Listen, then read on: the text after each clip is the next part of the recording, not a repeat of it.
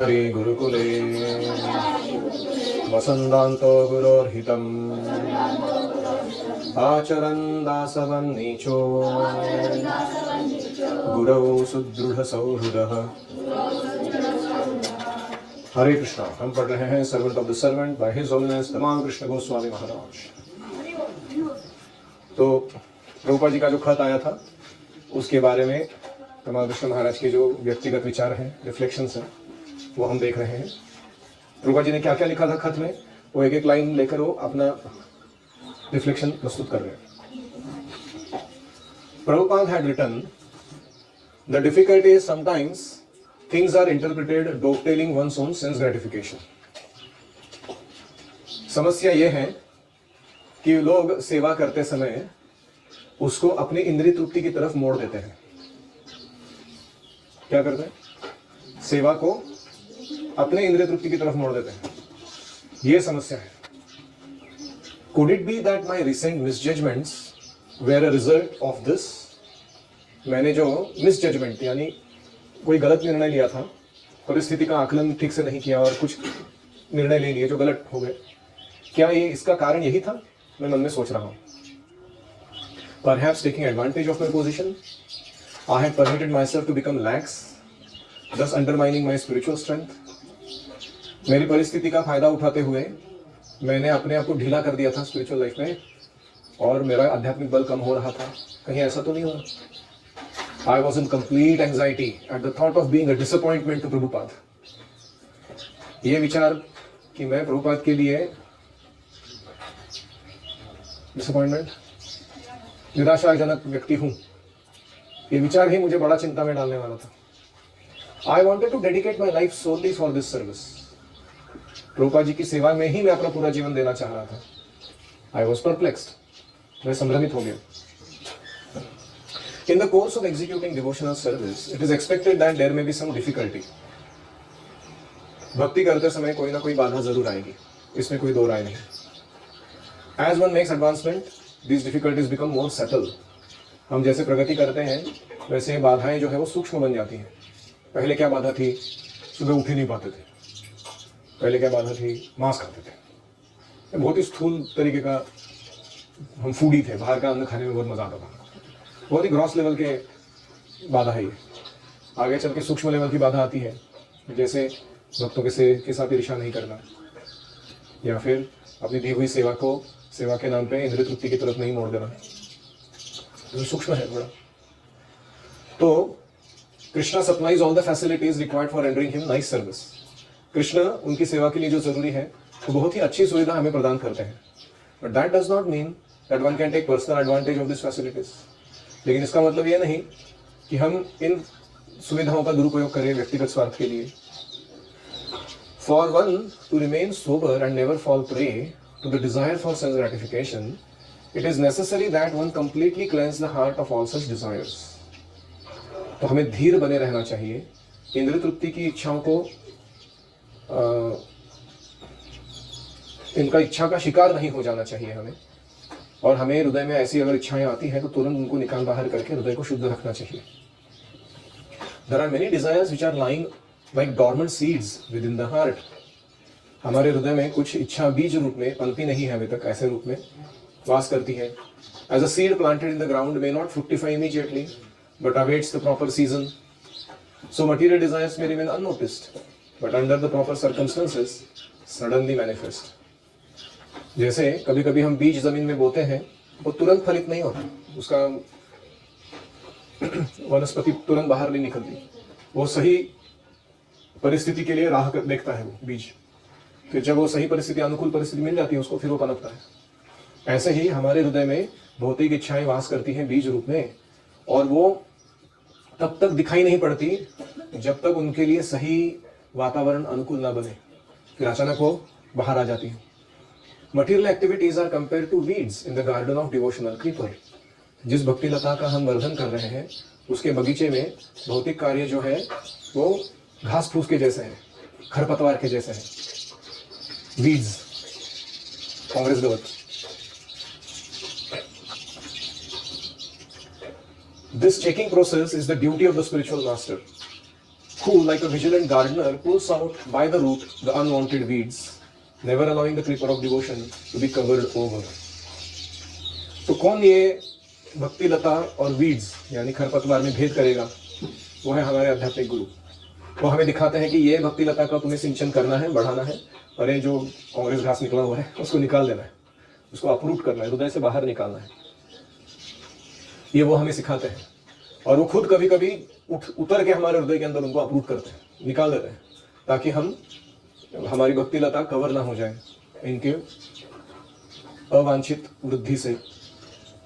Without the help of such an expert spiritual master, it is not possible to make steady progress in devotional service. ऐसे निपुण आध्यात्मिक गुरु के सहायता के बिना भक्ति में स्थिर प्रगति कर पाना असंभव है। After all, to become Krishna conscious means to declare war on Maya. Krishna भावनाभावित बनना मतलब माया के साथ युद्ध पुकारना है। And Maya, being one of the principal energies of the Lord, is not an easy opponent. और माया भगवान की शक्ति है, वो कोई सामान्य शत्रु नहीं है। As Krishna declares in Bhagavad Gita 7:14, दैवी हेषा गुणमयी मम माया दुरत्यया मामेव ये प्रपद्यन्ते मायामेतां तरन्ति ते। This divine energy of mind consisting of the three modes of material nature is difficult to overcome. ये मेरी दैवी प्रकृति जो तीन गुणों से बनी है, इसको लांघना बहुत दुस्तर है। But those who have surrendered unto me can easily cross beyond it. लेकिन जो मेरी शरण में आते हैं वो बहुत आसानी से माया को तर जाते हैं। Though Maya is very powerful, she is always subservient to her master Krishna. माया बड़ी प्रबल है, लेकिन वो अपने स्वामी के अधीन है, कृष्ण के अधीन है। Therefore, one should keep oneself always under the protection of Krishna. इसलिए हमें कृष्ण के संरक्षण में रहना चाहिए हमेशा, and thus be freed from the influence of Maya. और इस तरीके से माया के प्रभाव से बच जाना चाहिए, मुक्त रहना चाहिए। The sincere devotee, though temporarily bewildered by powerful Maya, will always be saved by the intercession of Krishna and the spiritual master who are one's ever well-wishers. तो इसलिए एक प्रामाणिक भक्त कभी कभी हो सकता है माया से भ्रमित हो जाए, लेकिन तुरंत कृष्ण और गुरु जो है वो अपना इंटरवेंशन दिखा के, मध्यस्थी करा के, जो उसके सदैव हितचिंतक है वो उसको उसमें से बाहर निकाल देते हैं, उसको बचा लेते हैं। In the purport of the above verse, Prabhupada explains, it is to be understood that the conditioned soul is tightly tied by the ropes of illusion. इस श्लोक के तात्पर्य में प्रभुपाद लिखते हैं कि बद्ध जीव माया के पाश के द्वारा बांधा जा चुका है। A man bound by hands and feet cannot free himself. जिसके हाथ पैर बंधे हो, वो क्या खुद को मुक्त करेगा? He must be helped by a person who is unbound. कोई दूसरा व्यक्ति जो मुक्त है, वो इसको आके खोल सकता है, उसके पाश को। Because the bound cannot help the bound. बद्ध व्यक्ति दूसरे बद्ध व्यक्ति को मदद नहीं कर सकता। The rescuer must be liberated. बचाने वाला व्यक्ति मुक्तावस्था में होना चाहिए। Therefore, only Lord Krishna or his bona fide representative, the spiritual master, can release the conditioned soul. इसीलिए कृष्ण या गुरु जो मुक्त है, माया के पाश में नहीं है, वही जीव को छुड़ा सकते हैं। Without such superior help, one cannot be freed from the bondage of material nature. ऐसी वरिष्ठ शक्ति या वरिष्ठ हस्तक्षेप के बिना भौतिक प्रकृति के चंगुल से कोई छूट नहीं सकता।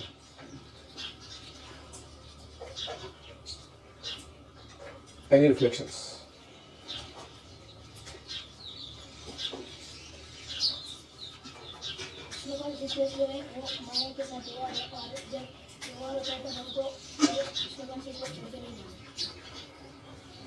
माया के साथ युद्ध पुकारने जैसा है कृष्ण भावना पालन करना, और माया अलग अलग संकट, अलग अलग परीक्षा हमको तंग करके देखेगी हो कि हम प्रामाणिक है कि नहीं, लेकिन उसका उद्देश्य क्या है माया का? हाँ, हमारी शुद्धता को बढ़ाना, हमें भगवान के धाम भेजने के लिए ऐसा कर रही है।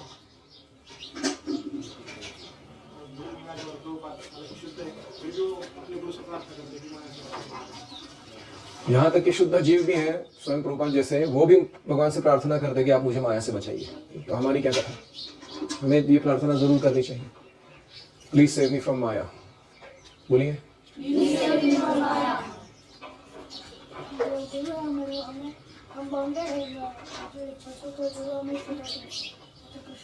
गुरु मुक्त है, इसलिए वो हमारी बद्धावस्था को छुड़ा सकते हैं।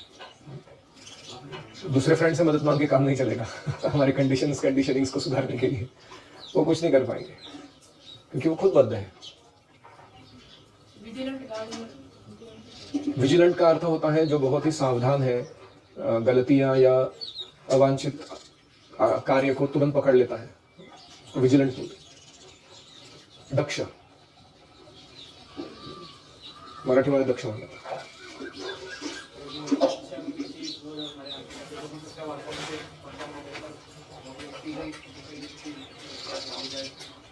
कभी कभी हमें लगता है कि मैं अभी शुद्ध बन चुका हूं, नहीं, ज्यादा भौतिक इच्छा नहीं सता रही है, भक्तों के संग में रह रहा हूँ, अच्छा जब कर रहा हूँ, बहुत अच्छा चल रहा है जीवन, श्री कहीं में शुद्ध भक्त तो नहीं हो गया। लेकिन भौतिक इच्छाएं कैसी है, वो बीज रूप में वास कर रही है हृदय में, वो वेट करती है बराबर सही मौका प्राप्त करने का, फिर बाहर आती हो अचानक। जैसे आपने देखा रहेगा कोई लोमड़ी रहती हो, जमीन में गिर करके अंदर रहती हो, मीर कैट्स देखे आपने, पॉइंट ऊपर आता है वो सर के ऊपर, इधर देखता है उधर देखता है, थोड़ा डेंजर है तो वापस चला आता है अंदर वो। वापस बाहर आता है, देखता है इधर उधर कोई नहीं है, मैदान खाली है, तुरंत कूद के बाहर आ जाता है, इधर उधर दौड़ के अपना काम चालू करता है। देखा आपने, ऐसी भौतिक इच्छाएं हैं। बीच बीच में हमारे मन में भौतिक इच्छा आती है, फिर देखती है अरे भक्त लोग मौजूद है, इनके सामने गड़बड़ नहीं कर सकते, फिर वो वापस छूट जाती है। कभी कभी बाहर आती है, उसको सही मौका मिल जाता है, फिर पूरा उधर मचाती है वो। तो इसलिए हमें सावधान रहना चाहिए।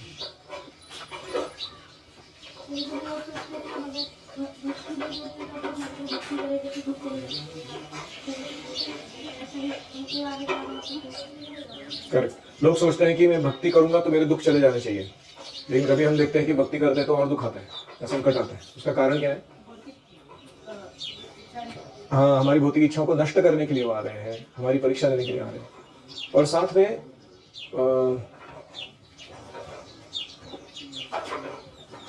भौतिक जो परिस्थिति में हम रह रहे हैं, चेतना में रह रहे हैं, हम उसे बनाए रखना चाह रहे हैं। We are maintaining material desires. There is difference between having material desires and maintaining material desires. कौन बता सकता है क्या फर्क है? भौतिक इच्छा होना मन में और उनको पाल के रखना, उसमें क्या अंतर है?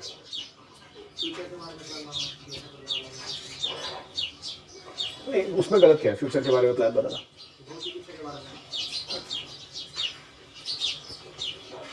मेंटेनिंग क्या मतलब क्या है? भौतिक इच्छाएं रखने से क्या होता है, ये लाने के बाद उसके बारे में प्लान बनाना, उसको पूरा करने के लिए हमको मालूम है कि जब करते टाइम हमारे दिमाग इधर जा रहा है, 10 बार करेक्ट किया है, उसके बाद भी हम वही करते रहते हैं। भौतिक इच्छा को नहीं कंट्रोल कर रहे।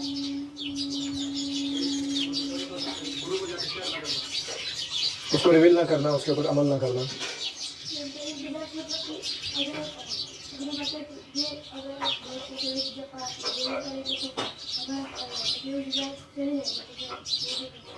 तीव्रता से नहीं करते भक्ति को, कोई इच्छा लेकर पाते हैं उसको और उसके लिए उसकी पूरा करने के लिए भक्ति करते हैं। अच्छा देखो, it's like if you find a cockroach in your home, what do you do? आप एक ब्रूम लेके आते हो, झाड़ू, उसको ब्लेस करते हो कॉकरोच को, और उसको ऐसे थोड़ा सा हल्के से दबा के घर के दहलीज पर ले जाके इजेक्ट कर देते हो, है कि नहीं? है कि नहीं? So you had a material desire and you noticed it and you took the the instructions of guru or harinam or something that curtailed it, उसको दबाया तुमने, बोला है मेरे गुरु की इच्छा फॉलो करूंगा मैं, तेरे को नहीं करूंगा, और तुमने अपने हृदय से उसको बाहर निकाल दिया। so that was you had a material desire but you didn't maintain it। आप समझ रहे हो? लेकिन कुछ लोग क्या करते हैं, कॉकरोच का लोक संख्या बढ़ाने में लग जाता है कि वो कैसे अपना मीटिंग सीजन बढ़ाए, उनके 1 के 10, 15, 10 के 100 के 50,000 हो जाए, तो उसको क्या बोला जाएगा? Maintaining material. Imagine home in which you are living with 50,000 cockroaches, कैसा लगेगा? तो ऐसे भौतिक इच्छा लेके हृदय में ऐसा जीना, वो उतना ही गंदा है, वो लाइक क्रैक। कैसा अस्तित्व रहेगा वो? तो 3 चीजों के द्वारा हम ये भौतिक इच्छा को निकाल सकते हैं। पहला है कि to recognise that it is material desire. कुछ लोग मानते ही नहीं, बोलते नहीं वो स्पिरिचुअल डिजायर है, मैं प्रभुपाद की सेवा के लिए कर रहा हूं।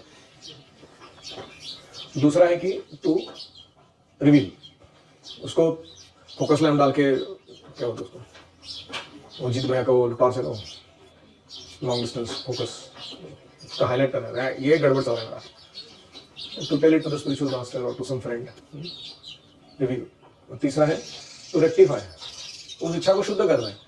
जैसे ध्रुव महाराज के पास भौतिक इच्छा थी, भगवान ने भी वो पूरी की, लेकिन ध्रुव महाराज ने अपने हृदय को शुद्ध करा लिया था इतना कि वो उतना सारा मिलने के बाद भी ऐश्वर्य या इंद्रिय भोग की सुविधा, वो भगवान की सेवा करते रहे।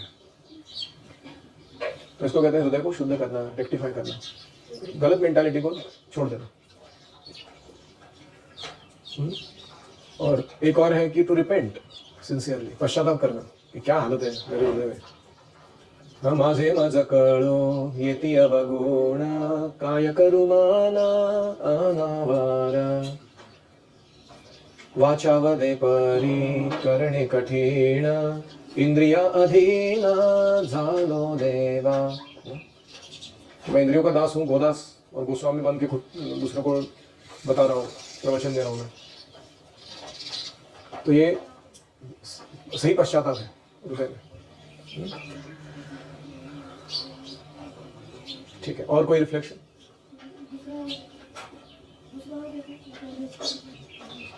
Recognise, reveal, rectify, repent.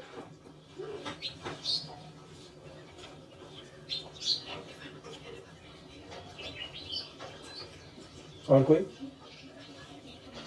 एक उदाहरण दीजिए कि हाउ वी इंटरप्रेट सेवा या इंस्ट्रक्शन दो obtaining our own sense gratification। उदाहरण दीजिए।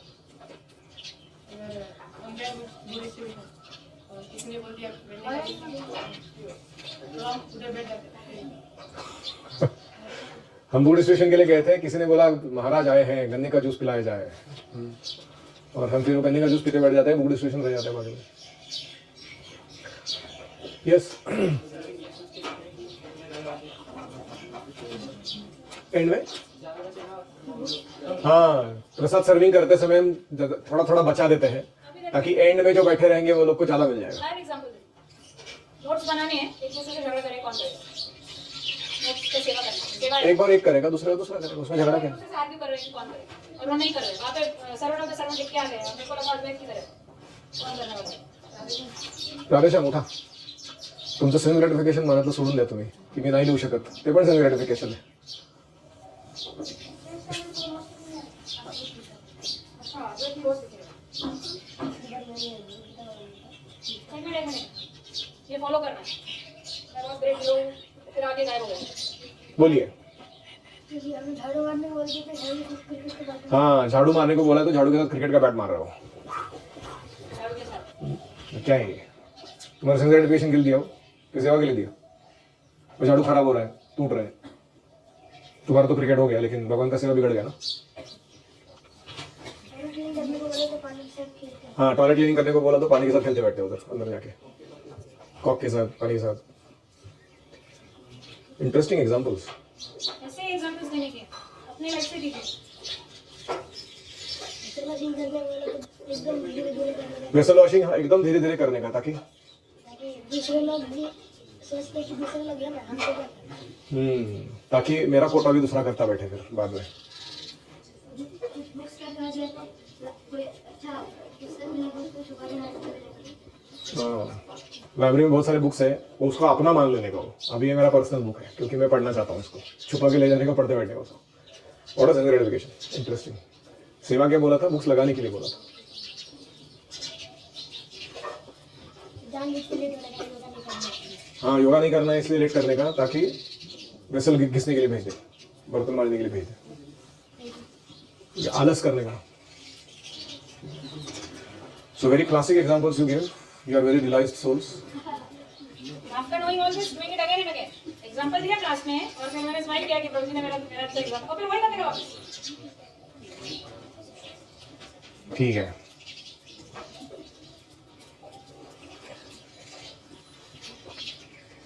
एक और चीज यहाँ पर बोली गई है कि आध्यात्मिक गुरु का स्थान कैसा है, वो हमें कभी कभी पता नहीं चलता, मटेरियल डिजायर्स है हमारे, तो गुरु जो देख रहे हैं हमारे व्यवहार को या हमारे वृत्तियों को, वो दिखाते हैं कि तुम्हारा ये गलत चल रहा है अंदर सिस्टम, और वो कभी गुस्से से, कभी कुछ ट्रिक करके, आयोजन करके, या कभी कुछ अलग ही सेवा में हमारा परिवर्तन करा के, सेवा परिवर्तन करा के उस वीड को निकाल देते हैं। तो हमें श्रद्धा होनी चाहिए कि ये मेरे हित के लिए है। ऐसे बहुत बार हुआ है कि जैसे एक स्वामीनारायण के कोई बड़े व्यक्ति थे, उनका नाम बोल रहा हूँ, पटेल करके, उनको उनके गुरु ने बोला कि दिल्ली का मंदिर बनाओ स्वामीनारायण का। वो तो 600 करोड़ का प्रोजेक्ट था, बहुत विशाल मंदिर था, बहुत अच्छे से बनाया उन्होंने। जिस दिन मंदिर का उद्घाटन था वो सोच रहे थे कि अभी इतना मेहनत लगता है ना मंदिर बनाना, मतलब रात रात सोए नहीं है, बहुत दिन चले गए ऐसे ही। वो सोच रहे थे अभी मंदिर जब बन जाएगा ना तो थोड़ा जाके कहीं मैं नेचुरोपैथी ट्रीटमेंट लूंगा, थोड़ा विश्राम करूंगा, फिर मंदिर जब चलेगा अच्छे से मेंटेनेंस देखूंगा, फिर यहीं में कोई खोपचा थोड़ा सा रूम लेकर रहूंगा, अपना जब करूंगा शांति से। उनके गुरुजी ने बुलाया, वो बोला आज शाम को तुम्हारा फ्लाइट है, तुमको लंदन जाना है, वहां पे भी स्वामीनारायण का दूसरा मंदिर का प्रोजेक्ट चालू किया हमने उसके लिए चले जाओ। तो वो व्यक्ति चला गया वहां से, उसने प्रोग्राम ही अटेंड नहीं किया जो मंदिर उसने बांधा। वो खोलने के लिए खुद उधर बैठा नहीं था वो, कि मैं थोड़ा लोग आएंगे, आदर सत्कार करेंगे, कोई पॉलिटिशियंस आएंगे, कोई बड़े सेलिब्रिटीज आएंगे, उसके लिए रुका भी नहीं, चला गया। तो हमें कभी कभी लगता है कि ये क्या कर रहे हैं, मैंने इतना मेहनत किया तो मुझे ड्यू रिकॉग्निशन मिलना चाहिए ना, मुझे मैंने किया है ये, आप कैसे ऐसे उठा के मेरे को उधर डाल सकते हो। कभी कभी लोगों को प्रॉब्लम ये होता है कि I am not recognised fully, मैंने इतना सेवा किया, किसी ने कुछ बोला ही नहीं उसके बारे में, नो बडी नोटिस्ड या नो बडी एक्नॉलेज्ड, तो लोग दुखी हो जाते हैं। एक्चुअली ये भी बहुत एक इच्छा है। आपको व्यक्तिगत रूप से अगर आप गुरु को जाके बताएंगे कि मैंने रिपोर्ट देने के लिए बता रहा हूँ, मैंने ये सेवा की, आप खुश हो कि नहीं, वो जरूर बताएंगे आपको कि मैं खुश हूँ। लेकिन पब्लिक रिकॉग्निशन जो हम चाहते हैं वो एक्चुअली भौतिक इच्छा है। तो इसलिए हमें सावधान रहना चाहिए। श्रील प्रभुपाद की जय। एक लास्ट उदाहरण के साथ एंड करते हैं। अर्जुन's illusion was not ordinary but was an arrangement of the supreme lord। Arjun का जो मोह था वो कोई सामान्य मोह नहीं हुआ था, वो कृष्ण ने आयोजित किया हुआ था। To teach the conditioned souls that without Krishna's help, Arjuna could not understand what his duty was। Krishna की मदद के बिना अर्जुन समझ नहीं पा रहा था कि मेरा कर्तव्य क्या है। Even the author of Srimad Bhagavatam, Srila Vyasadeva, required help of his spiritual master, Srila Narad Muni। Shrimad Bhagavatam के लेखक व्यासदेव जी को अपने गुरु की जरूरत पड़ी, नारद मुनि की। To remove the dissatisfaction he was feeling in the performance of his devotional service। भक्ति के अंदर, भक्ति करते समय उनके हृदय में जो असंपूर्णता उन्हें महसूस हो रही थी, उसके लिए। In fact, even Lord Krishna himself, who was the original spiritual master, accepted Sandipani Muni as his guru just to teach us the necessity of this principle। यहाँ तक कि भगवान श्री कृष्ण भी सांदीपनि मुनि को गुरु बनाए यह तत्व सिखाने के लिए कि भक्ति मार्ग पर प्रगति करते समय व्यक्तिगत मार्गदर्शन की, एक आध्यात्मिक गुरु की कितनी जरूरत है। और यही कारण है कि प्रॉपर शिक्षा या दीक्षा गुरु नहीं होता है किसी के, तो व्यक्ति भक्ति में ज्यादा प्रगति नहीं करता। He is neither plugged in nor switch on. जैसे लैपटॉप चार्ज करना है ना, प्लग इन करना होता है, फिर स्विच ऑन भी करना होता है। तो प्लग इन क्या है? दीक्षा, आपका पावर हाउस के साथ कनेक्शन हो गया। स्विच ऑन क्या है? शिक्षा, प्रॉपर ट्रेनिंग एंड एजुकेशन। तो दोनों जरूरी है। अगर प्लग इन नहीं किया तो फायदा नहीं होगा सिर्फ शिक्षा लेके, और प्लग इन किया लेकिन स्विच ऑन नहीं किया तो भी फायदा नहीं होगा। दीक्षा हुई है लेकिन शिक्षा नहीं चल रही है, प्रॉपर ट्रेनिंग एजुकेशन। तो इसलिए दोनों जरूरी है और व्यक्तिगत रूप से जरूरी है।